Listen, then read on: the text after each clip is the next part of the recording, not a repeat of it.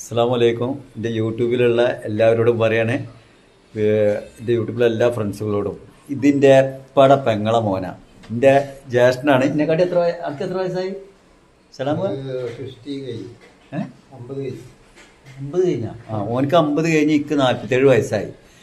അപ്പോൾ ഇവൻ്റെ വീട് എൻ്റെ വീടിൻ്റെ തൊട്ടടുത്താണ്.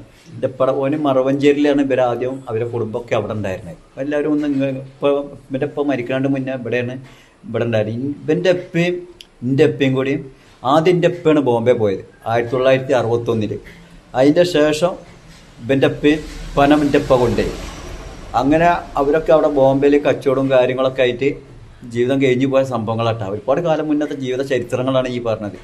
ഓൻ്റെ ഉപ്പാക്കും അവിടെ 2-3 കച്ചവടം കാര്യങ്ങളൊക്കെ ഉണ്ടായിരുന്നു. ഇവൻ്റെ പല പേര് കുഞ്ഞിപ്പ എന്നാണ്. അപ്പോൾ ഇവൻ്റെ ഏട്ടൻ അഞ്ചന്മാരൊക്കെ ഉണ്ട്. മുജീബ്, ബസീറാക്ക, റസി, ഇവരൊക്കെ ഉണ്ട്. അപ്പോൾ ഞാൻ ഇനി കൂടുതൽ നീട്ടി പോകണില്ല. അപ്പോൾ എന്താ വെച്ചാൽ ഇവരൊക്കെ പണ്ട് എൻ്റെ ഒപ്പൊക്കെ പോയിട്ട് ഒരുപാട് കാലം മുന്നേ ബോംബെയിൽ ഒരുപാട് പ്രയാസപ്പെട്ട ആൾക്കാരാണ്. ഒരുപാട് പ്രയാസപ്പെട്ടെന്ന് വെച്ചാൽ ഇവരൊക്കെ എൻ്റെ ബോംബെയിലുണ്ടായിരുന്നു. അന്ന് ഇവൻ്റെ ഒപ്പം അവിടുന്ന് ബോംബെ ഒഴിവാക്കി വരുന്ന സമയത്ത് അവിടെയുള്ള കച്ചവടം കാര്യങ്ങളൊക്കെ ഒഴിവാക്കി. കാരണം ബോംബെ ഒഴിവാക്കിയിട്ട് തന്നെ 30 വരികയെന്ന് കാരണം അന്നത്തെ കാലത്ത് പോയിട്ട് ഇപ്പം അതിൻ്റെ ഒപ്പം പോയി പിന്നെ എൻ്റെ ഒപ്പം കൊണ്ടുപോയതാണ്. അപ്പം എൻ്റെ ഒപ്പാനെ അങ്ങനെയൊക്കെ അവർ അവിടെ നല്ല നിലയിൽ കച്ചവടം കാര്യങ്ങളാണ്. അവൻ്റെ ഒപ്പം ഒഴിവാക്കി പോയിട്ട് നാട്ടിൽ തന്നെ മറവഞ്ചേരി തന്നെ സ്ഥാപനമൊക്കെ തുടങ്ങിയിരുന്നു. പിന്നെ 2-3 ലോറിയൊക്കെ എടുത്തിരുന്നു അവൻ്റെ ഒപ്പം മരിക്കാണ്ട് മുന്നേ.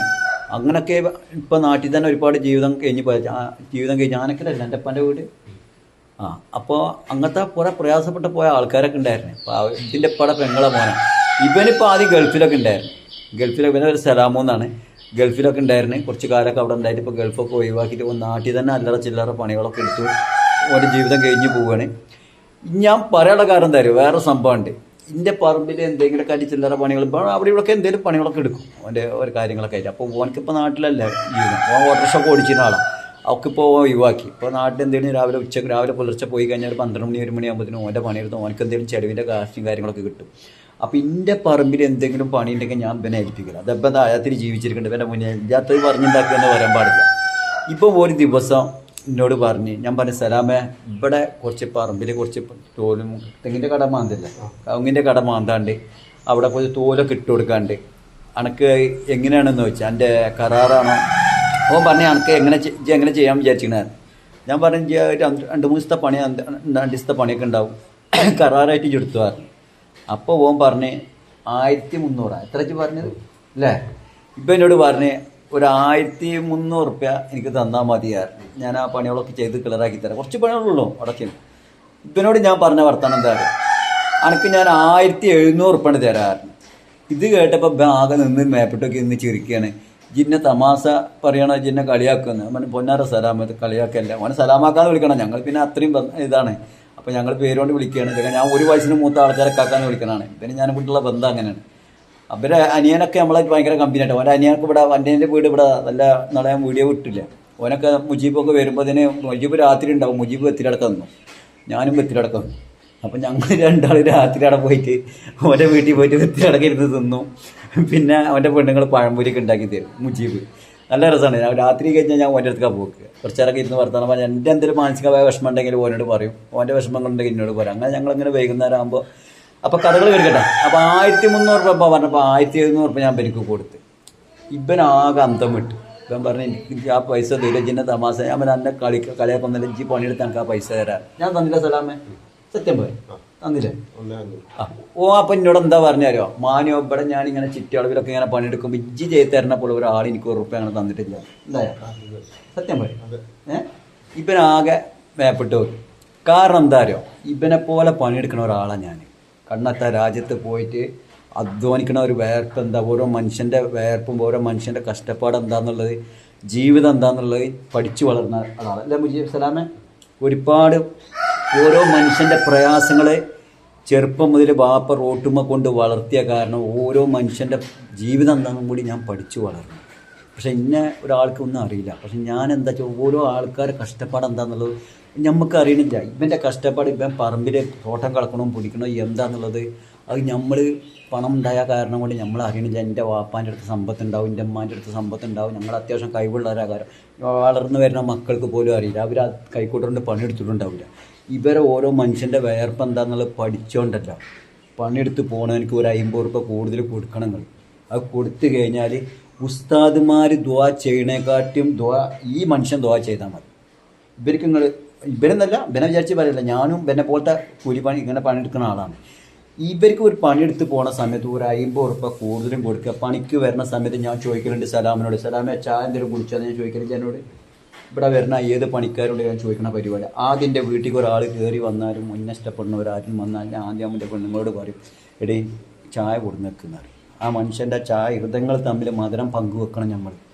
അതാണ് ഒരു മനുഷ്യൻ യഥാർത്ഥം ചെയ്യേണ്ടത്. നമ്മൾ ഒരാൾ വന്നു കഴിഞ്ഞാൽ നമ്മൾ യഥാർത്ഥത്തിൽ ഉള്ളിട്ടുള്ളി ചായ നമ്മൾ കൊടുക്കണം. നമ്മൾ വീട്ടിൽ കൊടുക്കണവന് എൻ്റെ പെരെ വന്നിട്ട് ഞാൻ കൊടുക്കുമ്പോൾ എൻ്റെ മനസ്സ് ആദ്യം നന്നാക്കി വെക്കണം. നമ്മൾ സാധാരണ എല്ലാവരും ചെയ്യുന്ന പണിയാണ്. നമ്മൾ എന്തെങ്കിലും ഒരാൾക്ക് ചായ എന്തെങ്കിലും കൊടുക്കാൻ പാടില്ല. ഒരു പണിക്കൊരാൾ വരുമ്പോൾ ആദ്യം ചോദിക്കണം, നിങ്ങൾ ചായ എന്തെങ്കിലും കുടിച്ചാൽ നാസ്ത എന്തെങ്കിലും കഴിച്ചോന്ന് ചോദിക്കാം. രാവിലെ നമ്മളെ പണിക്ക് വേണ്ടി വരുന്ന ആളാണ്. ചിലപ്പോൾ വീട്ടിൽ നിന്നൊന്നും കഴിച്ചിട്ടുണ്ടാവില്ല, കാരണം ഇവിടെ നേരത്തെ എത്തേണ്ട കാര്യം ആലോചിച്ചിട്ട്. അപ്പോൾ നമ്മൾ ചോദിച്ചിട്ട് എന്തെങ്കിലും നാസ്തയും കാര്യങ്ങളും നമ്മൾ ആൾക്ക് ഉണ്ടാക്കി കൊടുക്കുക. നിങ്ങൾ ഇവിടെ ഉണ്ടെങ്കിൽ ആദ്യം ഓളോട് പറയുന്നത് പെണ്ണുങ്ങൾ പറയണം. പെണ്ണുങ്ങളാണ് ഇവിടുത്തെ വീടിൻ്റെ നാഥന്. അപ്പോൾ ഓള് വന്നിട്ട് നിങ്ങൾ എന്തൊരു കഴിച്ചെന്ന് വെച്ചിട്ട് ചെറിയ ചായയുടെ കടി ഇതൊക്കെ കൊടുത്തിട്ട് അവിടെ കൊണ്ടുകൊടുക്കുന്നത്. അതേമാതിരി 10 മണി 4 മണിയൊക്കെ ആകുമ്പോൾ ചായയുടെ സമയമാകുമ്പോൾ ചായ കൊടുക്കുക. ഉച്ചയ്ക്ക് ചോറ് കഴിക്കുന്ന ടൈമാകുമ്പോൾ കറക്റ്റ് നമ്മൾ കൊടുക്കണം. അവരെ ബുദ്ധിമുട്ടിക്കരുത്. അവർ അത്രയും വെയിലത്ത് പോയിട്ട് പണിയെടുക്കുകയാണ് പറമ്പിൽ. അവർ നമ്മളെ പറമ്പിൽ വന്നിട്ട് നമുക്ക് ആ കൃഷിയും കാര്യങ്ങളൊക്കെ നോക്കി തരാൻ ഇവരെ കൊണ്ടാണ് ഒരു 10 ഉറുപ്പ്യ നമുക്ക് കിട്ടുന്നത്. ഞാൻ എൻ്റെ ജീവിതത്തിൽ ഇപ്പോൾ കടന്നു പോകുന്ന സംഭവം. ഞാൻ ഓരോ മനുഷ്യനെയും എൻ്റെ വീട്ടിലേക്ക് വന്നു കഴിഞ്ഞാലും പിടിച്ചാലും ഇവരെ ഞാൻ ഇതുവരെയും ബുദ്ധിമുട്ടില്ല. എപ്പോഴും ചോദിക്കണതാണ്. പറമ്പിൽ വരുന്ന സലാം മോനെ, ഇന്നാൾ മോനെ പറമ്പിൽ പണിയെടുക്കുമ്പോൾ ഞാൻ തെങ്ങുമെന്ന് ഇളനീനെ ഇറക്കുക. ഇളനീനെ ഇറക്കുമ്പോൾ ഞാൻ കുടിക്കണ സമയത്ത് തന്നെ ഓൻ ഒന്നും അറിഞ്ഞിട്ടില്ല. ഓൻ അവിടെ പറമ്പിൽ മൂലൊക്കെ പണിയെടുക്കുക. ഞാൻ ചന്ദ്രൻ നമുക്ക് ഇളനീ കുടിച്ചാൽ എനിക്ക് ഓർമ്മണ്ടേ ഇളനീ കൊടുക്കുക. കാരണം ഓരോ മനുഷ്യൻ്റെ കഷ്ടപ്പാട് എന്താണെന്നുള്ളത് പഠിച്ചവനെ അവനെ ഹൃദയത്തിൽ ചേർത്ത് വെക്കും. നമ്മൾ വേറെ 2 കണ്ണോട് വേറെ തരത്തിൽ ഒരു മനുഷ്യനെ നമ്മൾ കാണില്ല. ഇതൊരു വീഡിയോ എടുക്കുകയാണ് നമ്മളെ ഞാനിങ്ങനെ വീഡിയോ എടുക്കുന്ന ആളാണ്. ഞാൻ ഇതിൻ്റെ ജീവിതത്തിൽ ഇങ്ങനെ കടന്നു പോയ സംഭവങ്ങളൊക്കെ എടുത്ത് വിടുന്നതാണ്. ഇവർക്കറിയാം എന്നെ പറ്റിയിട്ട്. ഇവർക്ക് ഇവിടെ ഉള്ള ആൾക്കാർക്കൊക്കെ അറിയാം ഈ ഭാനു ആരാന്നുള്ളത്. ഞാൻ ഈ കറയും ഭാഗമൊന്നും എനിക്കില്ല. ഇതിൻ്റെ ഉള്ളിൽ ഒരു പണ്ടാറുമില്ല. ഇതിൻ്റെ ഉള്ളിലുള്ളത് ഇങ്ങനെ വിളിച്ച് പറയണം. എനിക്ക് ഇങ്ങനെ വിളിച്ച് പറഞ്ഞു കഴിഞ്ഞാൽ എന്തല്ല എന്തോ തലക്കൊരു സുഖം കിട്ടിയ പോലെ. അതാണ് എൻ്റെ യഥാർത്ഥ സംഭവം. നമ്മളാരും വേദനിപ്പിക്കണ്ടിട്ടാണ്. ഏതൊരു മനുഷ്യനും വീട്ടിലിപ്പോൾ നമ്മളുടെ കാറ് ഇതാ നമ്മൾ നോക്കുകയാണെങ്കിൽ ഈ കാറിലിപ്പോൾ ഞാൻ ഇങ്ങനെ പോയിക്കൊണ്ടിരിക്കുകയാണ്. നമ്മൾ ഒരു വഴിയിലൊരു ആണി കണ്ടാലും ഒരു മുള്ള് കണ്ടാൽ കാറിൽ പോകുന്ന സമയത്ത് ആണി കണ്ടാലും നിങ്ങൾ എടുത്തിട്ടുണ്ട്. കാരണം നിങ്ങൾക്ക് ഓടിക്കൊണ്ടിരിക്കുന്ന ഒരു വണ്ടിയാണ്. അതല്ലെങ്കിൽ നിങ്ങൾ ബൈക്കുമ്പോൾ പോണ സമയത്ത് ബൈക്കവിടെ നിർത്തിയിടുന്നുണ്ടെങ്കിൽ ആ സമയത്ത് ഒരു ആണി കണ്ടാലും എടുത്തിട്ടാണ്. കാരണം അതിനെക്കാട്ടും വലിയ പ്രയാസപ്പെട്ട ഒരാൾ കടന്നു വരുന്നുണ്ടാവും. ഞാൻ എന്നാളും പറഞ്ഞതാണ്. അത് എടുത്തിട്ട് എന്താ പറയുക, 100 തവണ നമ്മളെ ടയർമ ആണി കയറണില്ലാതാവും, ഓട്ടോമാറ്റിക്കിന് ഇല്ലാതാവും. സത്യം പറയുക. കാരണം നിങ്ങളെ ശ്രദ്ധ മൊത്തം റോട്ടുമക്കാണ്. കാരണം എന്തെങ്കിലും ഉണ്ടോ, ആളുണ്ടോ, ഇതുണ്ടോ, ഇങ്ങനെ എടുത്തിട്ടുകൊണ്ടിരുന്ന കാണും. അപ്പം നിങ്ങൾ ഓടിച്ചുകൊണ്ടിരിക്കുന്ന വാഹനത്തിൽ പോണ സമയത്ത് നിങ്ങൾക്ക് ആണി കാണാൻ കഴിയും. കാരണം എന്താ പറയുക, നിങ്ങളെ ശ്രദ്ധ ആണിമക്കായ കാരണം കൊണ്ട് എന്തെങ്കിലും ഉണ്ടെങ്കിൽ അത് നിർത്തിയിട്ടെന്ന് വിചാരിച്ചിട്ട്. അപ്പം നിങ്ങൾക്ക് ഒരു അപകടം വരാൻ പോകുന്ന പടച്ചോനെ സീനിയർ കാണിച്ചു തരും. അള്ളാഹുവിൻ്റെ റസൂലിനെ സത്യം പറഞ്ഞു. ഞാൻ ഈ പറഞ്ഞു നിങ്ങൾ ആലോചിച്ചു. നിങ്ങളിങ്ങനെ പോണ സമയത്ത് വണ്ടിമ്മ പോണ സമയത്ത് ഞാൻ എവിടെ ഒരു ആണി കണ്ടാലും ഞാൻ എടുത്തിടും. എനിക്ക് എടുത്തിടേണ്ട ആവശ്യമില്ല. കാരണം എൻ്റെ ടയർമ ഏതായാലും കയറുള്ളൂ.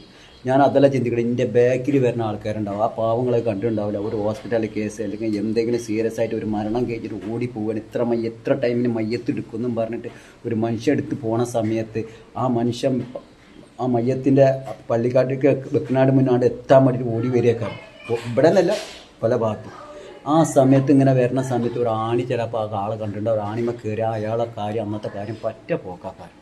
അതിൽ എത്രമാത്രം വേദന അനുഭവപ്പെടും. എവിടെയാണ് വണ്ടി ഇനി ടയർ കാർഡ് എവിടെയെന്നും കൂടി അറിയില്ല. ഉന്തി കൊണ്ടുപോകണം. എൻ്റെ പൊന്നു മക്കളോടും ഇപ്പോൾ എൻ്റെ മോളോട് അടക്കുമ്പോൾ എൻ്റെ കുട്ടികളെ വണ്ടി എന്ത് കാണുന്നു. ഒരു മോളെ വണ്ടി മോൾ സ്കൂളിൽ പോയി, ഒരാൾ ബസ്സിനാണ് പോകുന്നത്. കുട്ടികളോട് പറച്ചിലുണ്ട്. ഇപ്പോൾ കുട്ടികൾ പോകുന്ന സമയത്തൊക്കെ ഒരു ആണി എന്തെങ്കിലും ഉണ്ടെങ്കിൽ മുള്ളുണ്ടെങ്കിൽ ഒക്കെ പറക്കി ഇടണിട്ടാണ്. കാരണം നബി ഒരു കാര്യം പറഞ്ഞാൽ നമ്മൾ 100 കാര്യങ്ങൾ ഈ ലോകത്ത് ചെയ്തു പോയാൽ അള്ളാഹിൻ്റെ റസൂലിൻ്റെ അടുത്തേക്ക് കടന്നു ചെന്നാൽ നമുക്ക് അതിൻ്റെ ഒരു ഗുണം അവിടെ വേറെ കാണിക്കും. ഒന്ന് മാത്രം ഒരാൾ പറഞ്ഞ് അത് ചെയ്യാൻ പാടില്ല. എല്ലാം അതിൻ്റെ വൃത്തി കൂടെ ചെയ്തു പോവുക.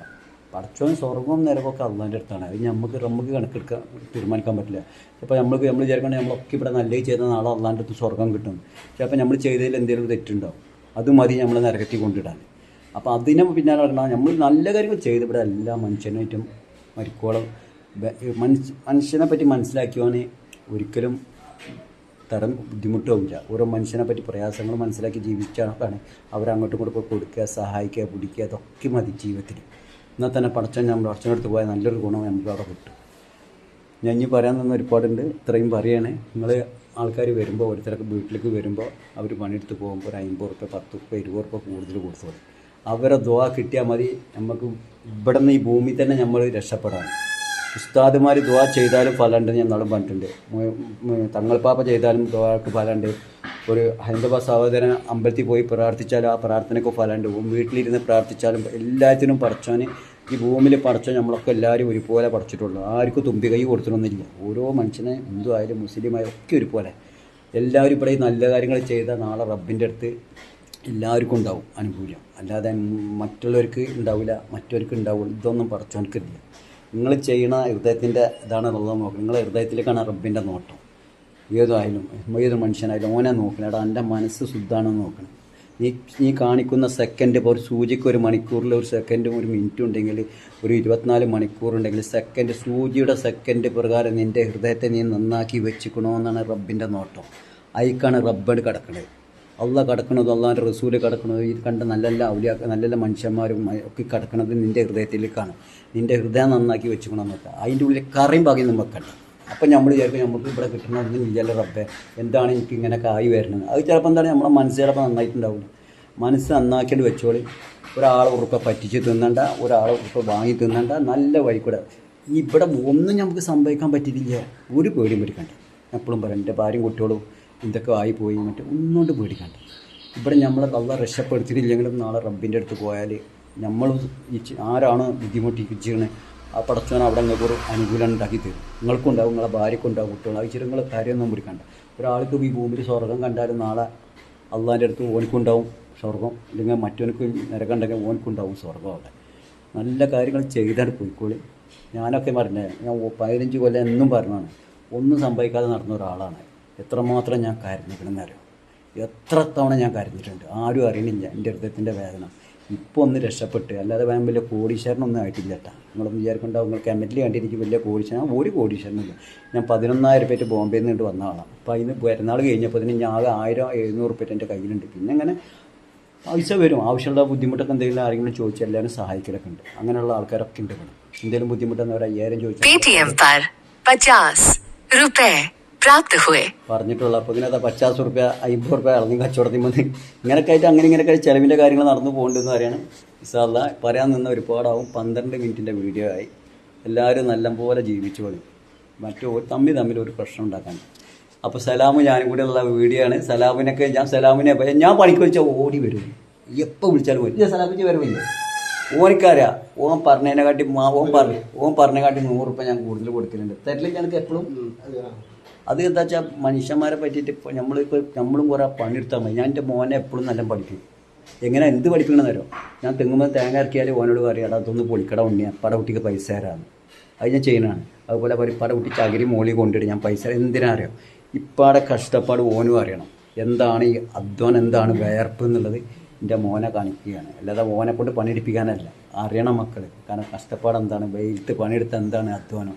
അപ്പോഴാണ് എൻ്റെ മോനിക്ക് നാളെ ഒരു 10 രൂപ ചിലവാക്കാൻ ഒരു പേടി ഉണ്ടാവും. കാരണം വളരെ കഷ്ടപ്പെട്ടിട്ടാണ് ഇതൊക്കെ. എൻ്റെ ഒപ്പം കഷ്ടപ്പെടാനുള്ള ഞാൻ എൻ്റെ മോനെ ഒരിക്കലും വേദനിപ്പിക്കില്ല. ഓനെ ഞാൻ ചിരിപ്പിച്ച് കളിച്ചിട്ട് ഓനിക്ക് 300, 400, 200 ഒക്കെ കൊടുക്കും. പല കുട്ടികൾ ചെയ്യാറുണ്ട്. പൈസക്ക് വേണ്ടിയിട്ടല്ല, ഓനൊന്ന് ജസ്റ്റ് ഒന്ന് കാണിക്കാനാണ്. ഇപ്പം തന്നെ മക്കളെ ഓരോന്ന് പഠിപ്പിച്ചാൽ നാളെ മക്കൾക്ക് കുറിപ്പ് ചിലവാക്കുമ്പോൾ കുറച്ച് വിഷമം ഉണ്ടാവും. വേണ്ടാത്തിൽ കൊണ്ടിട്ടൊന്നും മക്കൾ പൈസ ചിലവാക്കില്ല. അവരും കൂടി പഠിപ്പിക്കണം നമ്മൾ ഓരോന്ന്. ഇൻഷാ എത്രയോ പറഞ്ഞു പോയി, ആരൊക്കെ വേദനിപ്പിച്ച് എന്നോട് പൊരുത്തപ്പെടാം. നമസ്കാരം, നന്ദി, അസ്സലാമു അലൈക്കും. 11/6/2025.